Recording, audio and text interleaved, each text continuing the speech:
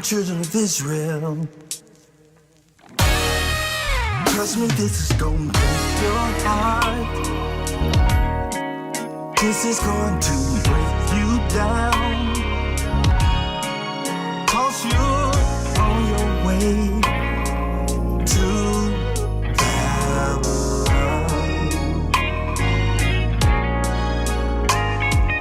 No one's gonna let you come in.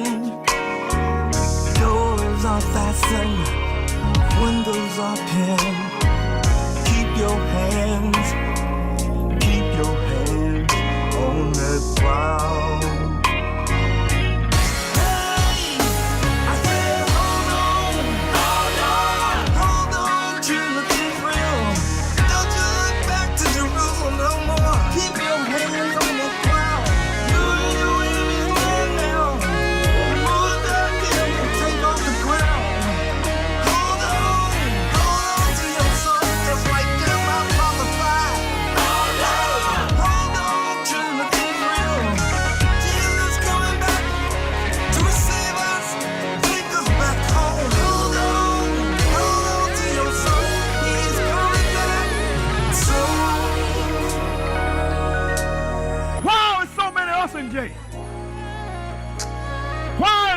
Are we always impoverished? Why are we in bad living conditions? Why are we the highest unemployed in the whole country? Nobody ever asked the question.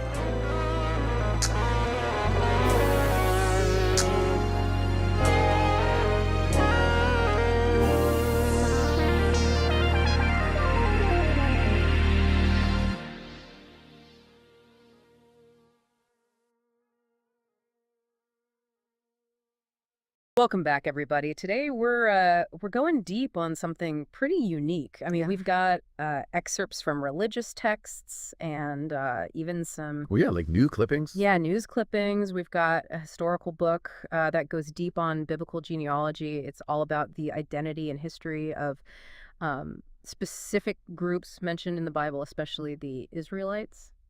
It's really fascinating stuff. It is. It all comes together. Like this idea of challenging assumptions about, race lineage, all that, by like connecting these ancient stories to modern communities is really interesting. It really is. It's like we're building this puzzle that spans centuries, and what we find might just surprise you. Definitely.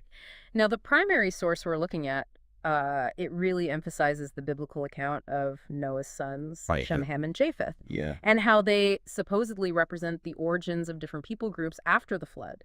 Right. And so the source, it doesn't just stop at general ancestry like, oh, you're descended from this person. Yeah. It gets super specific. It links Japheth to the Gentiles, which is a term often used for, Caucasians, Europeans. Right. Ham to the Hamites, sometimes used to refer to black people, especially of African descent. Yeah. And then Shem to the Shemites. Yeah. Okay. Which would include the Israelites, Ishmaelites, other groups like that. It's interesting how the source breaks it down almost like a family tree. Yeah, like a big family tree. With all these different branches. And to drive the point home, they give specific examples of Ham's descendants. Right. So you've got Cush, who a lot of people think is connected to Ethiopia, ancient Nubia, Mizraim, tied to Egypt, and Canaan, the land encompassing ancient Palestine. Right. All pointing to a black heritage, according to this source. A black heritage, according to the source. Yeah, That's a big claim. Yeah, connecting these well-known civilizations to a black lineage, and I think it definitely sets the stage for some interesting interpretations of later biblical events. For example, the story of Joseph. Oh, absolutely. Yeah, sold into slavery by his own brothers, rising to power in Egypt, ultimately saving everyone during the famine. Yeah, it's a story full of drama, unexpected turns. And the source picks out on a couple of points that I think are worth exploring. Yeah. First, it focuses on Joseph being sold to the Ishmaelites. Right. Who are often identified as Arabs. Okay. And it's interesting that this is emphasized right at the beginning of the Israelite enslavement narrative, almost like foreshadowing. That's a great point. It immediately brings in this other group, the Ishmaelites, sets up, a complex web of relationships and power dynamics. Exactly. And then there's that whole incident where Joseph is falsely accused of rape and thrown in prison. Right. It makes you think about the role of accusations like that throughout history, especially when it comes to justifying oppression. It does, and it's an important connection to make. And speaking of connections, the source also points out the fact that when Joseph's brothers finally come to Egypt during the famine, they don't recognize him. Oh, that's a good point. Yeah. Why would the source emphasize that detail? Well, the source suggests that it hints at a shared black identity between the Egyptians and the Israelites at that time. They look so similar that even his own brothers couldn't tell him apart from the Egyptians. That's a fascinating thought, if that's true. It challenges a lot of our assumptions about, visual markers of identity in ancient Egypt. For sure. And it adds another layer to this whole argument about the true lineage of these groups. And remember, this is all happening before the Israelites fully settle in Egypt and their eventual enslavement, which of course brings us to Moses and the Exodus. Right. Talking about a story that's been told and retold countless times, I have a feeling this source might offer a fresh perspective. Oh, yeah, for sure. The source kind of hones in on Moses' upbringing in Pharaoh's court. Yeah. Rescued as a baby, his own mother brought in to nurse him. Right. Making sure he keeps that Hebrew identity. It's like a secret act of resistance preserving his heritage. Totally. And the source goes even further and says that Moses must have looked like the Egyptians, meaning black in this context, to be raised in that royal household without suspicion. So it's not just about him being raised by Egyptians, but also about him physically blending in. Exactly. It's a compelling point. It is. And if you think about that claim about a shared black identity between Egyptians and Israelites, makes you wonder about the accuracy of how these groups have been portrayed. Right. Like, for example, remember that movie, The 10 Commandments? Oh, yeah, of course. Charlton Heston parting the Red Sea. Well, the source explicitly calls out that portrayal of Moses as totally unaware of his Hebrew heritage and says it contradicts the Bible. It's almost like the source is telling us to question those dominant narratives. Even the ones we see in pop culture, and consider different interpretations. Right. And speaking of questioning narratives, let's not forget about that incident where Moses kills the Egyptian for mistreating a Hebrew. Right. The event that forces him to flee to Midian. And even there in Midian, the source points out that the Midianite sisters mistake Moses for an Egyptian because of how he looks and his clothes. So if appearances were that deceptive, how can we be sure we aren't imposing our modern ideas of race onto the past? That's a crucial question to ask, especially when you're dealing with accounts that are open to interpretation. We need to peel back those layers, look beyond what we think we know, and really examine the evidence with fresh eyes. I couldn't agree more, and I think we've laid some pretty interesting groundwork here. We have. But this is just the beginning. The story of the Israelites is far from over. It is. So we've got this intriguing possibility of a shared black identity between the Egyptians and Israelites, at least according to the source. And now I'm really curious to see how that plays out in those big events that shaped Israelite history, like the Passover and the Exodus. Well, the source makes a direct connection, between those events and the Israelites' experience of oppression and their eventual deliverance. It really emphasizes their enslavement by, again, Black Egyptians. Right. Which is a perspective that might challenge some common assumptions about the racial dynamics of ancient slavery. Right. We tend to picture historical slavery through this very specific lens, often tied to ideas of racial difference. But this source seems to be suggesting something a bit more nuanced.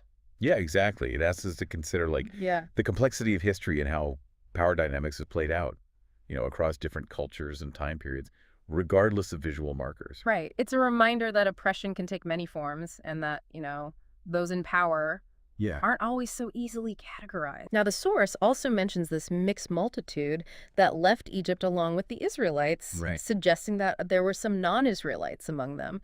What do you make of that detail? Well, it's interesting because it raises a lot of questions about alliances, assimilation, the fluid nature of identity even back then. Right. Who were these non-Israelites? Why'd they join the Exodus?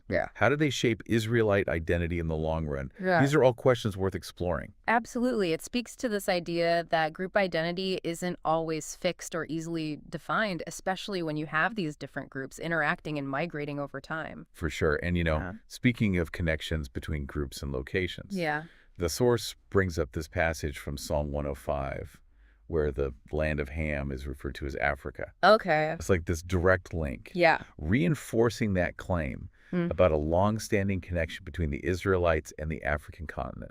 Right. It's like the source is building this case, drawing these connections between biblical narrative specific locations and the lineage of these groups. Yeah, it's weaving together these different threads of evidence to create this really compelling argument, even if it challenges traditional interpretations. Okay, so we've delved into the Genesis genealogies, explored the Exodus story, even touched on those biblical references to Africa.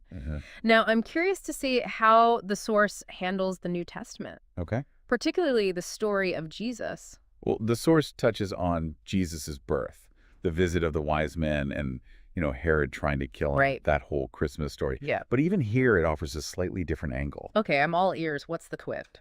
It focuses on Herod's identity, specifically, claiming that he was an Edomite who converted to Judaism. Okay. It's a very deliberate distinction. Yeah. Highlighting the difference between Edomites and Israelites. It's like the source is saying, not everyone who claims a certain religious or ethnic identity is actually part of that group. Exactly. And it gets even more interesting when you look at the flight to Egypt. Okay, when Jesus, Mary, and Joseph flee to escape Herod's wrath, right. What does the source say about that?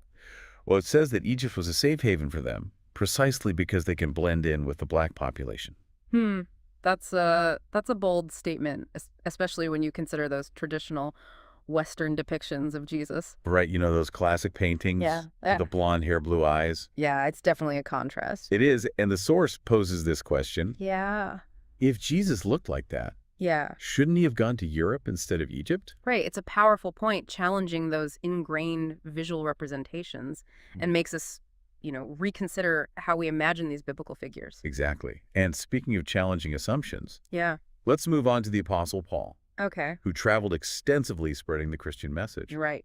The source brings up that incident in Acts 21 where he's mistaken for an Egyptian. Yeah. Oh, yeah. It's almost like it's hinting at this shared black identity between Paul and the Egyptians. Yeah, that's one way to look at it. And remember, this is Paul, a key figure in early Christianity. Yeah, which makes that potential connection to Egypt even more intriguing. And now I think there's another example from the book of Acts, something about a man named Simeon. You're thinking of Simeon called Niger. Okay. Mentioned in Acts 13. Right. The name Niger means black, hints at his darker complexion. Yeah. Suggesting that, there were diverse appearances within the Israelite community. It's interesting how these small details can really add weight to the source's argument. Sure. Every little detail contributes to the big picture. Right. And speaking of the big picture, let's not forget that story of the Ethiopian eunuch who converts in Acts 8. Oh, yeah, the one reading Isaiah when Philip meets him. Right. What's the source's take on that? Well, it connects this event back to that biblical commandment for Israelite men to appear before God 3 times a year, implying a deeper connection between Ethiopia and the Israelites. So the eunuch's presence in Jerusalem wasn't just a coincidence, but part of a larger pattern of movement and connection between these groups. Exactly. Another piece of the puzzle weaving together, biblical commandments, geographical locations, the spread of Christianity all into this narrative that challenges traditional interpretations. Okay, so we've got these biblical accounts, these hints about a black Israelite identity, a potential connection to the African continent, but how does this all relate to the modern world? Good question, and that's where those news clippings come in. Right. The source makes this bold leap, connecting those ancient groups to present-day communities around the world. Like the Falashas of Ethiopia, also known as Beta Israel. Yeah. The Igbos of Nigeria and the Lemba of Zimbabwe. Right. All claiming Israelite ancestry. It's fascinating how the source links these modern communities to the historical oppression of the Israelites, drawing parallels between their experiences, suggesting this continued struggle for recognition and justice. Yeah, it reminds us that history isn't just something that happened in the past. It shapes who we are today, how we see ourselves and the world around us. Absolutely. But I have a feeling the source isn't done with us yet. Not even close. There's still that final twist you mentioned earlier. Are you ready to reveal it? I am, but be warned. Okay. It's a real head spinner. All right, I'm ready. What's this final twist that's going to turn everything upside down? Well, the source claims that the people we think of as Egyptians today, the ones living in modern-day Egypt, they aren't actually the direct descendants of those ancient pharaohs. Wait, are you saying the pyramids weren't built by their ancestors? If not them, then who? This is where it gets really wild. The source says they're actually Pharaoh's descendants of Ishmael, who conquered the land way back and just took on the Egyptian name. So they basically assumed the identity of the original Egyptians. Yeah, that's the claim. That's a bold claim. It is. And to make it even more complicated, the source argues that the true descendants of the the Nubians are now, like, marginalized in their own ancestral land. Wow. So it's like a historical case of identity theft. Yeah. Where the conquerors take over the identity of the conquered. Right. But if that's true, what about the Israelites? Where do they fit in all this? That's the other bombshell the source drops. It claims that the people who mostly identify as Jewish today, they aren't actually the true Israelites. Okay. They're Edomites, descendants of Esau. Wait, Esau as in Jacob's brother, the one who sold his birthright for a bowl of stew. That's the one. And the source says these Edomites, they gained power over time and basically laid claim to the Israelite legacy. So it's not just mistaken identity, but an intentional takeover of heritage. That's what the source is arguing. And to make things even crazier, it says the real descendants of the Israelites are scattered all over the globe, misidentified as African-American, Negro, or just black. Hold on, let me get this straight. The source says that the people we call Egyptians today aren't really Egyptians. Those who identify as Jewish aren't really Israelites, and the people labeled black might be the actual descendants of the Israelites. It's like a complete identity shuffle. It is a very different way of looking at history and identity. Yeah. You know, it really challenges the categories we take for granted. It makes you question everything you thought you knew about these groups and their stories. Absolutely. It's a lot to take in. I bet our listeners have a lot to think about after this deep dive. Yeah. We've gone from ancient biblical genealogies to modern-day claims of identity, and we've seen some serious challenges to conventional thinking along the way. For sure. Yeah. It brings up some big questions, you know. Like, if this source is right, what does that mean for how we understand race, ethnicity, and religion? Yeah. How would it change our view of historical events? And how does it affect how we see the relationships between these groups today? Those are definitely questions worth thinking about. They are. Well, thank you so much for joining us on this really thought-provoking deep dive. It's been a real eye-opener exploring, the intricacies of identity history and the lasting influence of belief. It's been a pleasure. And remember, questioning what we think we know and looking at things from different angles is so important, especially when we're dealing with such complicated and disputed histories. Never stop learning, researching, and asking questions. Well said. Until next time, keep diving deep.